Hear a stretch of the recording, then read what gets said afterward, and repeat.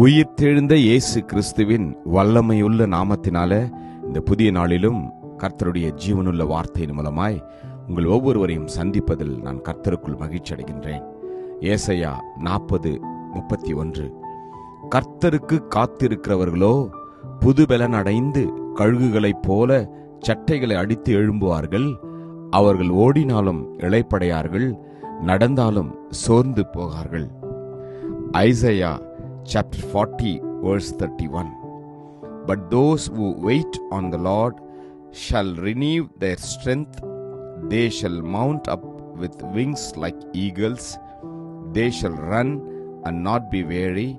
They shall walk and not faint. Amen. கர்த்தருடைய நாமம் மகிமைப்படுவதாக. கர்த்தருக்காய் காத்திருக்கிற நம் ஒவ்வொருவரையும் அவர் தன்னுடைய புது பலத்தினாலே நம்மை அவர் நிரப்ப விரும்புகிற தேவனாய் இருக்கின்றார்.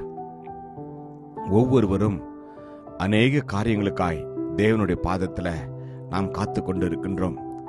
வாக்குத்தத்தம் செய்தவர் உண்மை உள்ளவர். அவர் நிச்சயமாய் வாக்குத்தத்தத்தை நிறைவேற்றுவார். வேதம் சொல்கின்றது, கர்த்தருக்கு காத்திரு, திடமனதாயிரு, அவர் உன் இருதயத்தை ஸ்திரப்படுத்துவார். கர்த்தருக்கே காத்திரு. ஆமேன்.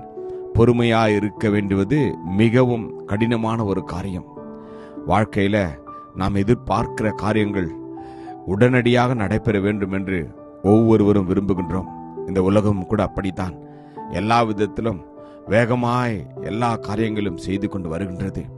ஆனால் கர்த்தர் தன்னுடைய வார்த்தையை அவர் நம்முடைய வாழ்க்கையில நிரூபிக்க வேண்டும். தன்னுடைய வார்த்தையின் பிரகாரமாய் நமக்கு அவர் அற்புதம் செய்ய வேண்டும் என்றால் அநேக நேரங்களில் நமக்கு பொறுமை அவசியமா இருக்கின்றது. வேதத்தில் ஆபிரகாம் என்ற ஒரு பக்தன் இருந்தார். தேவன் அவரோடு கூட வாக்குத்தத்தத்தை சொல்லி அந்த வாக்குத்தத்தத்தை பெற்றுக்கொள்ளும்படியாய் பல வருடங்கள் காத்திருக்க நேர்ந்தது. ஆனால் அந்த வாக்குத்தத்தங்கள் நிச்சயமாய் அவருடைய வாழ்க்கையில வந்தது. அதற்கு அவர் பொறுமையோடு காத்திருந்தார்.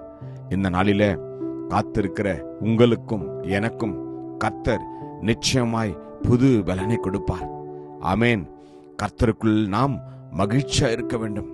கர்த்தருக்குள் நாம் எப்பொழுதும் சந்தோஷமாய் இருக்க வேண்டும். கர்த்தருக்குள் காத்திருக்கிறவர்கள் பூமியை சுதந்தரிப்பார்கள் என்று வேதம் சொல்கிறது. எனக்கு அன்பான தேவஜனமே, உங்களுடைய வாழ்க்கையில நீங்கள் எதிர்பார்த்து கொண்டிருக்கிற அற்புதங்களுக்கு நிச்சயமாய் முடிவு உண்டு. உங்களுடைய நம்பிக்கை வீண் போகாது. கர்த்தர் ஒருவரையும் அவர் வெட்கப்பட்டு விடுகிற தேவன் அல்ல. உம்மை நோக்கி காத்திருக்கிற ஒருவரும் வெட்கப்பட்டு போகாதபடி செய்யும். முகாந்தரம் இல்லாமல் துரோகம் பண்ணுகிறவர்களே வெட்கப்பட்டு போவார்களாக என்று வேதம் சொல்கிறது. நான் கர்த்தர், எனக்கு காத்திருக்கிறவர்கள் வெட்கப்படுவதில்லை என்பதை அறிந்து கொள்வாய் என்று வேதம் சொல்கிறது. எனவே இந்த நாளில நீங்கள் எதை குறித்தும் கவலைப்பட வேண்டாம்.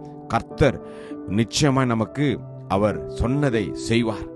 உமக்காக காத்திருக்கிறவர்கள் என் நிமித்தம் வெட்கப்பட்டு போகாதிருப்பார்களாக என்று வேதம் சொல்கிறது. தேவனுடைய வார்த்தையை நாம் நம்புவோம், விசுவாசிப்போம்.